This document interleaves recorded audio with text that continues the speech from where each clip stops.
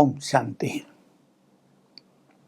हम सभी के भाग्य की क्या कह दें, जिन्हें पढ़ाने के लिए स्वयं ज्ञान सागर भगवान आए। हम भी बचपन से सुनते थे, आप में से भी कई सुनते होंगे। भगवान ने अर्जुन को गीता ज्ञान दिया, रथ पर बैठकर दिया। हालांकि वो बातें तो अब शिव बाबा ने स्पष्ट कर दी हैं कि रथ शरीर है और ये युद्ध का मैदान मन में ही चलता है, और गीता ज्ञान मैंने ब्रह्मा के रथ में बैठकर दिया है। लेकिन हम सोचा करते थे, काश हमें भी दिया होता। भगवान से क्वेश्चन करने का कितना सुंदर मौका मिला। क्वेश्चन हमारे और आंसर भगवान के, जो संपूर्ण है, जो ज्ञान का सागर और ज्ञान का दाता है, जिसको कुछ तर्क देने की जरूरत नहीं होती, सीधे आंसर हमें दिए जाते हैं। तो मौका मिल गया ना। भगवान स्वयं पढ़ाने आ गए, हमारे गाइड बन गए, हमें मार्ग दिखाने लगे।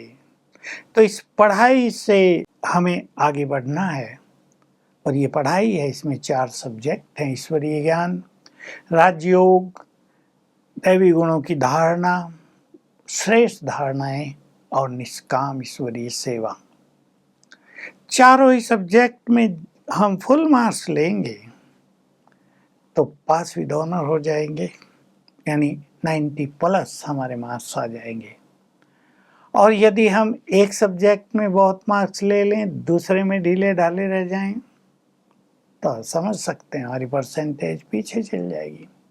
किन्हीं सेवा में बहुत मार्क्स लिए हों, ज्ञान चिंतन, ज्ञान सुनाने का काम भी बहुत किया हो, चलो दोनों में 80 मार्क्स मिल गए, लेकिन योग और धारणाओं में 30 रह गए, तो परसेंटेज तो डाउन हो जाएगी ना, 50 तक ही आ जाएगी। तो हमें चारों सब्जेक्ट में फुल मार्क्स लेने हैं। और यहाँ ये भी बात स्पष्ट जान ले कि केवल मार्क्स लेने की बात नहीं कि लास्ट में हमें आनंद होगा। बच्चों को तो जब रिजल्ट आउट होती है, मार्कशीट हाथ में आ जाते हैं, हाँ इस सब्जेक्ट में इतने नंबर आए, इस पेपर में इतने नंबर आए, रिजल्ट आउट होने के बाद आनंद आता है ना, या जो कुछ भी होगा उल्टा। लेकिन हमें तो पढ़ाई पढ़ते पढ़ते ही आनंद आता है। देख लीजिए, सवेरे मुरली सुनते हैं, जिसको बहुत आनंद आता है उनको फुल मार्क्स मिलेंगे ना, और जिनको नींद आ जाती है, जिनकी बुद्धि इधर उधर भटकती है, उनको कितने मार्क्स मिलेंगे वो खुद देख लें। तो हमें साथ साथ मार्क्स मिलते हैं, हमारी मार्किंग साथ साथ हो रही है। योग अभ्यास में हम बैठते हैं, कितनी स्थिरता होती है, कितना परम सुख और परम आनंद, परम शांति हमें मिलती है, साथ साथ नंबर मिलते जाते हैं। धारणाएं गहरी कितनी हो रही हैं, संतुष्टता, अनासक्त वृत्ति, त्याग, वैराग्य, खुशी बांटना, खुश रहना, शांत में रहना, तनाव मुक्त रहना, दातापन, इन सब के मार्क्स साथ साथ मिलते रहते हैं ना। तो हम फुल मार्क्स लें, हर सब्जेक्ट में हमें फुल मार्क्स लेने। जो होशियार स्टूडेंट लौकिक में भी होते हैं, वो चाहते हैं हम अधिक से अधिक मार्क्स लें, हमारे माँ बाप या साथी फ्रेंड सब देखें इतने मार्क्स आए हैं, कितना गौरव बढ़ेगा, कितना आनंद बढ़ेगा, आगे अच्छी जगह हमें एडमिशन मिल सकेगा। आप सब जानते हैं कितने एंट्रेंस एग्जाम होते हैं आजकल। हम भी इस पढ़ाई में फुल मार्क्स लेंगे तो हमारा स्टेटस बहुत हाई हो जाएगा। ये पढ़ाई केवल रटने की या मार्क्स लेने की नहीं है, अपने अंदर दैवी संस्कारों को जागृत करने की पढ़ाई है। स्वर्ग की राजाई लेने की राजयोग की तपस्या है। धारणा ऐसी श्रेष्ठ हो जाए कि जन्म जन्म हम सुखी रहें, और सेवा भाव, निष्काम सेवा, देने का भाव, यज्ञ की सेवा तन मन धन से, इससे हम अपने भाग्य को श्रेष्ठ बना लेते हैं। तो राजाई भी लेनी है, भाग्य को भी श्रेष्ठ बनाना है। आपने देखे होंगे कई राजा ऐसे भी होते हैं जिनका भाग्य बहुत अच्छा नहीं होता, परेशानी पैदा करते रहते हैं उनके अपने बच्चे, अपने मंत्री, अपने सेनापति। भाग्यवान भी हों, राजाई संस्कार भी हों, हम राजयोग से बहुत शक्तिशाली बन जाएं, और ज्ञान के चिंतन से हमारे विचार महान बनते चलें। देखिए, ज्ञान पहला जो हमारा सब्जेक्ट है, इसके चिंतन को अगर हम करना शुरू कर देते हैं, तो एक तो हमारे विचार महान बनते जाएंगे। चिंतन शक्ति व्यर्थ संकल्पों को समाप्त कर देती है। और बहुत बड़ी चीज जो होगी, जो हम भगवान से मांगते थे ना, हमें सद्बुद्धि दो, हमें अच्छी बुद्धि दो, इनसे भी आगे हमारी बुद्धि दिव्य बुद्धि बन जाएगी और हमें ऐसा वरदान मिल जाएगा कि जन्म जन्म हम श्रेष्ठ बुद्धि के अधिकारी बन जाएं। कितनी बड़ी बात है। केवल वर्तमान में नहीं, ये संस्कार हमारे जन्म जन्म चलेंगे। तो ज्ञान के चिंतन को बढ़ाएंगे। चिंतन बढ़ने से ज्ञान एक बल के रूप में हमारे जीवन में आता जाएगा। तब हम ज्ञान का प्रयोग करते रहेंगे भिन्न भिन्न परिस्थितियों में। मैं उदाहरण दे रहा हूँ। बाबा ने एक बात कह दी, मन के बोझ सारे बाप को दे दो और हल्के हो जाओ, बेफिक्र बादशाह बन जाओ, चिंताएं सारी अर्पित करो, निश्चिंत जीवन जियो।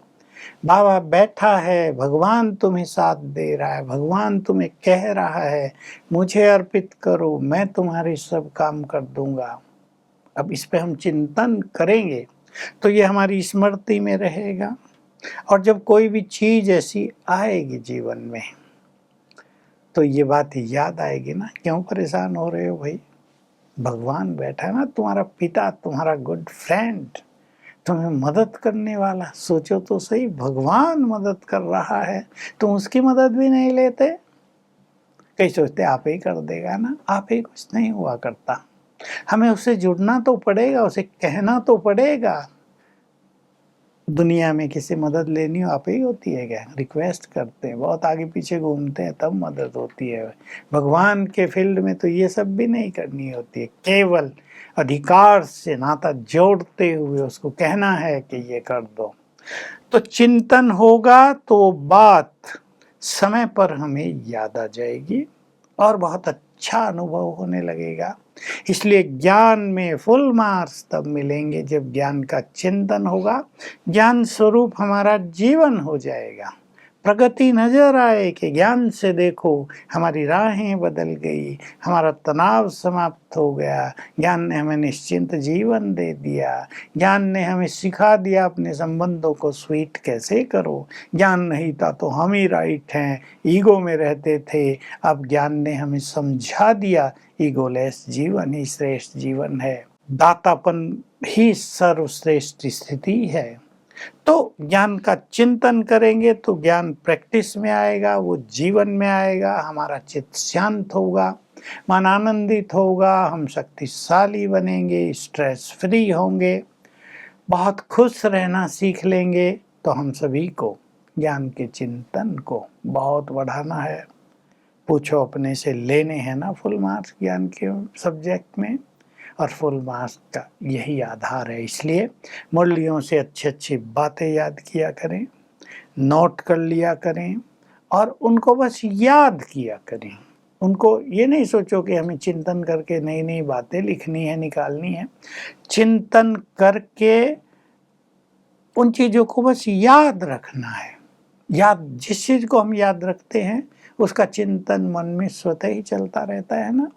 तो इस तरह हर संकल्प से, हमारे चिंतन से हमें एनर्जी मिलती जाएगी, हम पावरफुल बनते जाएंगे और हमारा जीवन ज्ञान स्वरूप बन जाएगा। ओम शांति।